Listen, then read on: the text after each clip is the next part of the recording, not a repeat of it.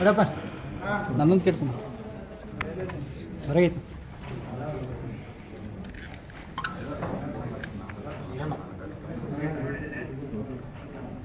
ಮಂದಿ ಹೊಸ ಮಂದಿ ಕಡಿಮೆ ಮಂದಿ ಎಲ್ಲ ಎಲ್ಲಿ ಹೋದ್ರೆ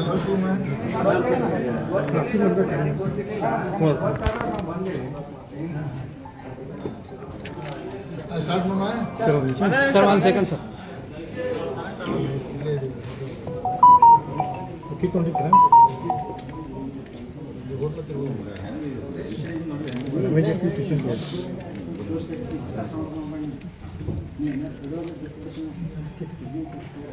ತಗೊಂಡ್ಬಿಡಿ ಸರ್ ಆ್ಯಕ್ಚುಲಿ ಸರ್ ಹಾಂ ಸರ್ ರೆಡಿ ಸರ್ ರೆಡಿ ಹಾಂ ಮಾಧ್ಯಮೇತರೆ ಸ್ವಾಗತ ಮಾಡುತ್ತಾ ಮೊನ್ನೆ ಕಳೆದ ವಾರ ಮಾಡಿದಂಥ ಪತ್ರಿಕಾಗೋಷ್ಠಿ ಮುಂದುವರೆದ ಭಾಗವಾಗಿ ಗ್ರೇಡ್ 2 ತಹಸೀಲ್ದಾರ್ ಹುಕ್ಕೇರಿ ಗ್ರೇಡ್ 2 ತಹಸೀಲ್ದಾರ್ ಆದಂಥ ಅನಾಹುತ ಬಗ್ಗೆ ನಾನು ಸವಿಸ್ತಾರವಾಗಿ ನಮಗೆಲ್ಲ ಮಾಧ್ಯಮ ಜೊತೆಗೆ ತಮ್ಮ ಅನಿಸಿಕೆ ಹಂಚಿಕೊಂಡಿದ್ದೆ. ಮುಂದುವರೆದ ಭಾಗವಾಗಿ ನಮ್ಮ ಸಮಾಜದ ಈ ಭಾಗದ 10 ಜಿಲ್ಲೆಯಿಂದ ಪ್ರಮುಖ ನಾಯಕರು ಕರೆದು ಚರ್ಚೆ ಮಾಡಿಕೊಂಡು ನಾಳೆ ಬರುವಂಥ ಅಧಿವೇಶನದಲ್ಲಿ ಸರ್ಕಾರ ಗಮನಕ್ಕೆ ಹೇಗೆ ತರೋದು ಏನು ಮಾಡೋದು ಚರ್ಚೆ ಮಾಡಿದ್ದೇವೆ. ಈ ಸರ್ಕಾರ ಮುಂದೆ ಹೇಗೆ ಸ್ಪಂದನೆ ಮಾಡ್ತಾರೆ ಅನ್ನೋದು ಮುಂದಿನ ದಿನದಲ್ಲಿ ಗೊತ್ತಾಗುತ್ತದೆ. ಆಮೇಲೆ ಈ ವಿಷಯವನ್ನು ಜನತಾ ನ್ಯಾಯಾಲಯ ಮುಖಾಂತರ ರಾಜ್ಯದ ಮೂಲೆ ಮೂಲೆಗೆ ಬರೀ ವಾಲ್ಮೀಕಿ ಜನಾಂಗ ಅಲ್ಲ, SC ST ಇರ್ಬೋದು, OB ಹಿಂದೂ ಜನಾಂಗ ಇರ್ಬೋದು, ಎಲ್ಲರ ಒಟ್ಟು ಚಟುವಟಿಕೆ ತಂದು ಯಾರೋ ತಮ್ಮ ವಿದ್ಯಾರ್ಥಿ ಇರ್ಬೋದು, ವಿದ್ಯಾರ್ಥಿವೇತರು ಇರ್ಬೋದು, ಎಲ್ಲದರಲ್ಲಿ ನಮ್ಗೆ ವಿಶೇಷವಾಗಿ ಅಹಿಂದ ಜನಾಂಗಕ್ಕೆ ಭಾಳ ಅನ್ಯಾಯ ಆಗ್ತದೆ. ಅದನ್ನು ವಿಶೇಷವಾಗಿ ಜನತಾ ನ್ಯಾಯಾಲಯದಲ್ಲಿ ಹೋಗಲಿಕ್ಕೆ ನಾವು ತೀರ್ಮಾನ ಮಾಡಿದ್ದೇವೆ. ವಿಶೇಷ ಚರ್ಚೆ ಮೊನ್ನೆ ಹೇಳಿದಿಲ್ಲ, ಅದೇ ಮುಂದುವರೆದ ಭಾಗ ಹೇಳಿದಿಲ್ಲ. ನಮ್ಮ ಗ್ರೇಡ್ 2 ತಹಸೀಲ್ದಾರ್ ಬಗ್ಗೆ ಇನ್ನೂ ಒಟ್ಟು ಸರ್ಕಾರ ಗಂಭೀರ ಪರಿಗಣಿಸಿದ್ದು ಗೊತ್ತಿಲ್ಲ ಇನ್ನು. ಯಾಕಂದರೆ ಎಷ್ಟರ ಮಟ್ಟಿಗೆ ಸರ್ಕಾರ ಗೊತ್ತಿಲ್ಲ. ಒಂದು ಬರೀ ಒಬ್ಬರು ಲಾ ಡಿಪಾರ್ಟ್ಮೆಂಟಿಂದ ಗೌರ್ಮೆಂಟ್ ಅಡ್ವೊಕೇಟ್ಗೆ ನೋಟಿಸ್ ಕೊಟ್ಟು ಇದನ್ನು ಯಾಕೆ ನೀವು ಅಬ್ಜೆಕ್ಷನ್ ಹಾಕಿದ್ರೆ ಅಷ್ಟೇ ಕೇಳಿದ್ದಾರೆ ಬಿಟ್ಟು ಸರ್ಕಾರ ಮಟ್ಟದಲ್ಲಿ ಏನಾಗಿದೆ ಅಂತ ನಮಗಿನ್ನೂ ಮಾಹಿತಿ ಬಂದಿಲ್ಲ. ಆದಷ್ಟು ನಾವು ಸಿದ್ದರಾಮಯ್ಯ ಅವರಿಗೆ ಮನವಿ ಮಾಡ್ಕೊಳ್ತೀವಿ. ರಾಜ್ಯದ ಮುಖ್ಯಮಂತ್ರಿ ಹಿಂದುಳಿದ ಜನಾಂಗದಿಂದ ಪ್ರಸಿದ್ಧಿಯಾಗಿ ನಮ್ಮ ಜನಾಂಗದ ಎಲ್ಲ ಜನಾಂಗದ ಆಗುವ ನಿಂತು ನೋಡಬೇಕು. ಅವರು ವಿಶೇಷವಾಗಿ ಫೇಕ್ ಸರ್ಟಿಫಿಕೇಟಿಂದ ಭಾಳ ದೊಡ್ಡ ಇದೊಂದು ಗಂಭೀರ ಸಮಸ್ಯೆ ಇರೋದ್ರಿಂದ ನಮ್ಮ ಮುಖ್ಯಮಂತ್ರಿಗಳು ಮನವಿ ಮಾಡ್ಕೊತೀನಿ. ಮತ್ತು ಶೀಘ್ರದಲ್ಲಿ ನಮ್ಮ ಸಮಾಜಕ್ಕೆ ವಾಲ್ಮೀಕಿ ಜನಾಂಗಕ್ಕೆ ಮತ್ತೆಲ್ಲ ತುಳಿತವಾದಂಥ ಜನಾಂಗಕ್ಕೆ ಅವರು ನ್ಯಾಯ ತಕ್ಷಣ ಕೊಡಬೇಕಂತ ನಮ್ಮ ಮಾಧ್ಯಮ ಮುಖಾಂತರ ಮತ್ತೆ ಮುಖ್ಯಮಂತ್ರಿ ಮನವಿ ಮಾಡ್ತಾರೆ. ಸರ್, ಈ ಸಂಬಂಧಪಟ್ಟಂಗೆ ಏನಾದರೂ ಕಂದಾಯ ಸಚಿವರಿಗೆ ಏನಾದ್ರು ದೂರ ಏನಾದ್ರು ಕೊಡ್ತೀರಾ ಸರ್? ಗೊತ್ತಿದೆ, ಅದವರ ನಾನು ಮತ್ತೊಂದು ಸಲ ಮಾತಾಡಿದ್ದೀನಿ. ಅವರು ಅಧಿವೇಶನದಲ್ಲಿ ಸ್ವಲ್ಪ ತಯಾರಿ ಬಿಜಿ ಇದ್ರು, ಆದರೂ ಸಹಿತ ಸ್ಥಳೀಯ ಜಿಲ್ಲಾಧಿಕಾರಿಗಳು ಸ್ಪಂದನೆ ಮಾಡಿದ್ದಾರೆ. ಬಟ್ ಎಷ್ಟು ಮಟ್ಟಿಗೆ ಅವರು ತಮ್ಮ ಅಧಿಕಾರಿ ವ್ಯಾಪ್ತಿಯಲ್ಲಿ ಮಾಡುತ್ತಾರೆ ಇರ್ಬೋದು, ಒತ್ತಡದಲ್ಲಿ ಕೆಲಸ ಮಾಡೋದಿರ್ಬೋದು. ಯಾಕಂದ್ರೆ ಅದನ್ನ ಅವರು ನಮಗೆ ಅನಿಸಿದೆ ಅದನ್ನ ಒತ್ತಡದಲ್ಲಿ ಕೆಲಸ ಮಾಡ್ತಾರೆ ಅಂತ. ನಿಮ್ದ ತಿಳ್ಕೊಳ್ಳಿ, ಯಾರು ತಿಳ್ಕೊಳ್ಳಿ. ಜಿಲ್ಲಾ ಉಸ್ತುವಾರಿ ಸಚಿವರು ಕೂಡ ಅದೇ ಸಮಾಜದವರು ಇದ್ದಾರೆ. ಸೊ ಅವರು ನೀವು ಇವತ್ತಿನ ದಿನ ಸಭೆ ಕರೆದು ಮಾಡುವಂತ ಪರಿಸ್ಥಿತಿ ನಿರ್ಮಾಣನೇ ಆಗ್ತಿರ್ಲಿಲ್ಲ. ಅವ್ರು ಮನಸ್ಸು ಮಾಡಿದ್ರು. ಕೆಲವೊಂದು ವಿಷಯ ಮಾಧ್ಯಮದಲ್ಲಿ ಹಂಚುವ ಬರೋಲ್ಲ, ಅದನ್ನ ನಾವು ಕ್ಲೋಸ್ ಡೋರಲ್ಲಿ ಮೀಟಿಂಗ್ ಚರ್ಚೆ ಮಾಡಿದ್ದೀವಿ. ಇದನ್ನು ಹೆಂಗೆ ನ್ಯಾಯ ಸಮಾಜ ಮುಂದೆ ಹೋಗ್ಬೇಕಂದ್ರೆ ಮುಂದಿನ 19 ಅಧಿವೇಶನದ ರೂಪುರೇಷನ್ ನೋಡ್ಕೊಂಡು ಮುಂದಿನ ಸರ್, ಈಗ ಘಟನೆ ನಮ್ದು ಪಕ್ಷ ಇನ್ವಾಲ್ವ್ ಮಾಡ್ತಿರ್ತಾರೆ, ನಮ್ಮ ಭಾರತೀಯ ಜನತಾ ಪಕ್ಷನ ಇನ್ವಾಲ್ವ್ ಮಾಡ್ತಿರ್ತಾರೆ. ಕಾನೂನು ನಾವು ಅಶೋಕ್ ನಮ್ಮ ನಾಯಕರಾದ ಅಶೋಕ್ ಮುಖಾಂತರ ಅದನ್ನ ಅವರನ್ನು ಬೆಂಬಲವಾಗಿ ನಾನು ಅಂತೀನಿ.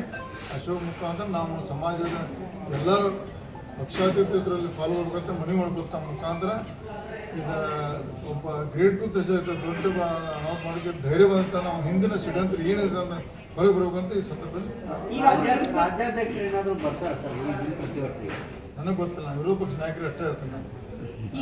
ಸದನದ ಒಳಗೂ ಹೊರಗೂ ಕೂಡ ಪ್ರತಿಭಟನೆ ಮಾಡ್ತಾರೆ. ಒಳಗೆ ನಾಳೆ ಸೋಮವಾರದ ಒಳಗೆ 19 ಹೊರಗೆ. ಸರ್, ಘಟನೆ ಆಗಿದ್ದು ಹುಕ್ಕೇರಿಯಲ್ಲಿ ಆಗಿದ್ರು ಕೂಡ ಈಗ ಎಲ್ಲವೂ ಎರಡೂ ಪಕ್ಷದಲ್ಲಿ ನಿಮ್ಮ ನಾಯಕರಿದ್ದಾರೆ, ಎಲ್ಲ ಎರಡೂ ಪಕ್ಷದಲ್ಲಿ ಶಾಸಕರಿದ್ದಾರೆ. ಸೊ ಕಾಂಗ್ರೆಸ್ ಪಕ್ಷದಲ್ಲಿರುವಂತಹ ಶಾಸಕರಿಗೆ ಏನು ಮನವಿ ಮಾಡ್ಕೊಳ್ತೀರಿ? ಇದರಲ್ಲಿ ರಾಜಕೀಯ ಭರವಸೆ ಬೇಡ, ನಮ್ಮ ಜನಾಂಗ ನ್ಯಾಯಶೀಲ ಹತ್ರ ಮನವಿ ಮಾಡ್ಕೋತೀನಿ ಅಷ್ಟೇ. ರಾಜಕೀಯ ಭರವಸೆ ಬೇಡ, ಎಲ್ಲರೂ ಮನವಿ ಮಾಡ್ಕೊಂಡು ಏನಾದ್ರು ಯಾರು ತಪ್ಪು ಮಾಡೋದು ಅವ್ರು ಮಾಡೋದು ಹುಡುಕೋದು ಬೇಡ. ಎಲ್ಲರೂ ಕೂಡ ಸಮಾಜಕ್ಕೆ ಒಳ್ಳೇದಾಗಲಿದ್ದು ಪ್ರಯತ್ನ ಮಾಡೋಣ. ಅವತ್ತಿನ ದಿನ ಬರೀ ನಿಮ್ಮ ಸಮಾಜಕ್ಕೆ ಅಷ್ಟೇ ಅಲ್ಲ, ಸಾಕಷ್ಟು ಜನರಿಗೂ ನೋವಾಗಿತ್ತು ಸರ್. ಅಹಿಂದ ಸಮಾಜದ ಹೇಳ್ತ ನಾನು ಬರೀ ವಾಲ್ಮೀಕಿ ಜನಾಂಗಲ್ಲ, ಅಹಿಂದ ಸಮಾಜದ ನ್ಯಾಯಕ್ಕೆಲ್ಲ ಹೋರಾಡಬೇಕು. ಯಾಕಂದ್ರೆ ನಮ್ಮ ಮುಖ್ಯಮಂತ್ರಿಗಳು ಅಹಿಂದ ಬಂದು ಇವತ್ತು 2 ಸಲ ಮುಖ್ಯಮಂತ್ರಿ ಆಗಿದ್ದಾರೆ. ಅದಕ್ಕೆ ಅವ್ರು ದಯವಿಟ್ಟು ಸೀರಿಯಸ್ ತಗೋಬೇಕು ಮನವಿ ಮಾಡ್ತೀನಿ.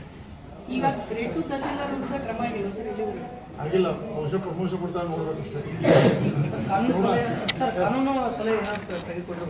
ಅದ ನಮ್ಮ ಟೀಮ್ ಕಾನೂನು ತಜ್ಞರು ಮಾಡ್ತಾ ಇದ್ದಾರೆ. ಕಾನೂನು ಬಿಟ್ಟು ಕಾನೂನಲ್ಲಿ ಅದು ನಿಲ್ಲೋದಿಲ್ಲ, ಸುಳ್ಳು ಇರ್ತದೆ. ಪಾಪ ಕೋರ್ಟ್ ತಪ್ಪಲ್ಲ, ಕೋರ್ಟ್ ವಕೀಲ ಏನು ಪೇಪರ್ ಆದೇಶ ಮಾಡಿದ್ರೆ ಅದನ್ನು ನಾವು ಮನವರಿಕೆ ಮಾಡಿಕೊಡ್ಬೇಕು. ಆದ್ರೆ ಕೋರ್ಟ್ ನೋಟಿಸ್ ಬಿಡ್ಬೇಕಾಗುತ್ತೆ.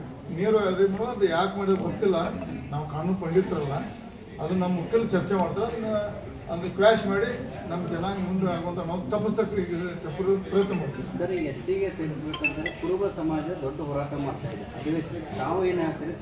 ತಮ್ಮ ನಿಲುವೇನು? ಕುರುಬರು ಬರಲಿ, ಸುಮಗಾರ ಇರ್ತಾರ, ಕಬ್ಬಿರ್ ಇರ್ತಾರೆ, ಅವರು ಬರಲಿ, ಉಪ್ಪಾರು ಬರಲಿ, ಎಲ್ಲ ಸವಾದ ನಂದೇ ಮನೆ ಮಾಡ್ಕೊಂತ ಪರ್ಸೆಂಟ್ ಜಾಸ್ತಿ ಮಾಡಿ ಹಿತವ ಸಿಗಿಸ್ಬೇಡ್ರಿ. ನಮ್ಮ ಪರ್ಸೆಂಟ್ ಎಷ್ಟು ಬರ್ತಾರೆ OBC ತಗದ ನಮಗೆ ಜಾಸ್ತಿ ಮಾಡಿ ನಮ್ಮ ಯಾಕೆ 50 ಜಾಸ್ತಿ ಅಲ್ಲ, ಅದು OBC ಬಂದು ಎಲ್ಲ ಬರಲಿ, ಅವ್ರು ಪರ್ಸೆಂಟ್ ಜಾಸ್ತಿ ಮಾಡೋದು ಮನೆ ಮಾಡ್ಕೊಡ್ತೀವಿ. ಸರ್, ಮೊನ್ನೆ ದೆಹಲಿಗೆ ಹೋಗಿದ್ದಾರೆ. ಇಲ್ಲಿ ಹೋಗಿ ಬಂದೇವೆ. ವಿಜೇಂದ್ರ ಕಳಿಸಿದ್ರು ನಾವು, ಅವರೇ ಹೇಳಿದ್ರು ಮೊನ್ನೆ ವಿಜಯ್ ನಾನೇ ಕಳಿಸಿದಂತ ನಾನು ಅವ್ರ ಸಂಬಂಧ ಅದು ಮಾಧ್ಯಮ ಹೇಳೋದು ವಿಚಾರ ಅಲ್ಲ. ನಮ್ಮ ಪಕ್ಷ ಆಂತರಿಕ ಸಂಬಂಧದು ನಡೆದು ಈಗ ನೋಡಿ ನಿಮ್ಮ ಟಿವಿನ ನಿಮ್ಮ ಪ್ರತಿನಿಧಿಗಳು ತೋರಿಸಿರಲ್ಲ, ಅದನ್ನ ಯಾಕೆ ಹೇಳಕ್ ಬರಲ್ಲ. ಬಟ್ ಒಳ್ಳೆ ದಿಲ್ಲಿ ಪ್ರವಾಸ ಒಳ್ಳೇದಾಗುತ್ತೆ, ಬದಲಾವಣೆ ಕಾಣಲ್ಲ. ಹೇಳಕ್ ಬರಲ್ಲ. ಹೈಕಮಾಂಡ್ ಇಲ್ಲಿ ನಮ್ಮ ಎಲ್ಲ ಪಕ್ಷದ ಪಕ್ಷಗಳ ಅಲ್ಲ ಸರ್, ಈಗ ಒಂದು ಕಡೆದಾಗ ಒಂದು ವಿರೋಧ ಪಕ್ಷವಾಗಿ ಸರಿಯಾಗಿ ಕೆಲಸ ಮಾಡ್ತಾ ಇಲ್ಲ ಅನ್ನುವಂಥದ್ದು ಆರೋಪನೇ ಇದೆ. ಈ ಸರಿ ಅಧಿವೇಶನದಲ್ಲಿ ನೀವು ಅಂದ್ರೆ ಬಿಜೆಪಿ ಎಲ್ಲ ನಾಯಕರು ಸೇರ್ಕೊಂಡು ಒಂದು ವಿರೋಧ ಪಕ್ಷವಾಗಿ ಅವ್ರ ವಿರುದ್ಧ ಹೋರಾಟಕ್ಕೆ ಏನಾದ್ರು ಧ್ವನಿ ಆಗ್ತಾ ಇದೆ ನೋಡಿ. ಭಾರತೀಯ ಜನತಾ ಪಕ್ಷ ಎಷ್ಟೇ ಜಗಳಿದ್ರು ಪಕ್ಷ ವಿಷಯ ಬಂದಾಗ ಎಲ್ಲ ಒಂದೇ. ನಾವು ಎಷ್ಟೇ ನಮ್ಗೆ ವೈಯಕ್ತಿಕ ಅಭಿಪ್ರಾಯ ಬೇಕಾದಿರ್ಬೋದು, ಆ ಪಕ್ಷ ಚೌಕಟ್ಟು ಬಂದಾಗ ಎಲ್ಲ ಒಂದೇ ಕೆಲಸ ಮಾಡ್ತೀವಿ. ಸರ್, ಜಿಲ್ಲಾ ವಿಭಜನೆ ಮತ್ತೆ ಹೋರಾಟ ಆಗ್ತಿದೆ. ಗೋಕಾಕ್ ಕೂಡ ಮೊನ್ನೆ ಬಂದ್ ಮಾಡಿದ್ರು. ಪ್ರತಿಭಟನೆ ನೋಡೋಣ. ಅದು ನಾವು ಮೊದಲೇ ನಾವು ಗೋಕಾಕ್ ಜಿಲ್ಲೆ ಆಗ್ಬೇಕು, ನಮ್ದು ಆಗದೆ ಯಾರು ಹಾಕಾರ ಒಂದು ತಾಲೂಕು ಹೊಡೆದು ಆಮೇಲೆ ಜಿಲ್ಲಾ ಮಾಡ್ಬೇಕು ನನ್ನ ಆಗ ಅಧಿವೇಶನದಾಗ ಹೋರಾಟಕ್ಕೆ ಪ್ಲಾನ್ ಮಾಡ್ತಿದ್ದಾರೆ ಅಂದ್ರೆ ಪಕ್ಷದ ವತಿಯಿಂದ ಮಾಡ್ತಾರೆ. ಆದ್ರೆ ಏನ್ ಮಾಡ್ತಾರೆ ನಾವು ಪಾಲ್ಗೊಳ್ತೀವಿ. ನಮ್ಮ ಅಶೋಕ್ ಅವ್ರು ಏನ್ ಕೇಳ್ತಾರೆ ಹೋಗ್ಬೇಕು. ಅಶೋಕ್ ಅವರು ಕರೆದು ಅಷ್ಟ ಮಾತ್ರ. ವಿಜೇಂದ್ರ ಕರೆದು ಉತ್ತರ ಕರ್ನಾಟಕದ ವಿಚಾರ ಬಂದಾಗ ಎಲ್ಲ ಒಂದಾಗುತ್ತಿಲ್ಲ ಅಂತ ಹೇಳಿ ಬಹಳ ಜನರಿಗೆ ನೀನೇ ಮಾಡಿಸ್ಬಾರ್ದು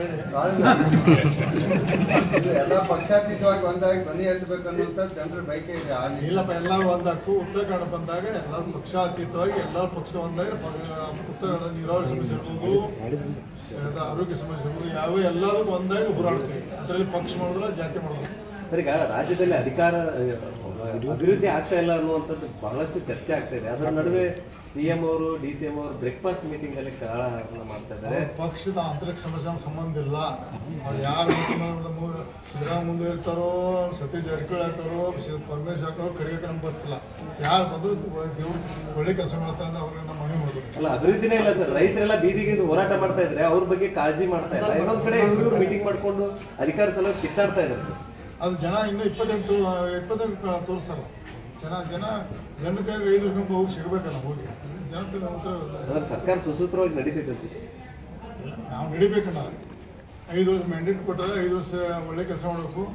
ಬಂಪೂರಾಗಿ ಅವ್ರಿಗೆ ನಂಬರ್ ಕೊಟ್ಟಾರೆ, ಅದನ್ನು ದುರುಪಯೋಗ ಮಾಡ್ಕೊಂಡು ಒಳ್ಳೆ ಕೆಲಸ ಹೋಗುತ್ತೆ. ಮತ್ತೆ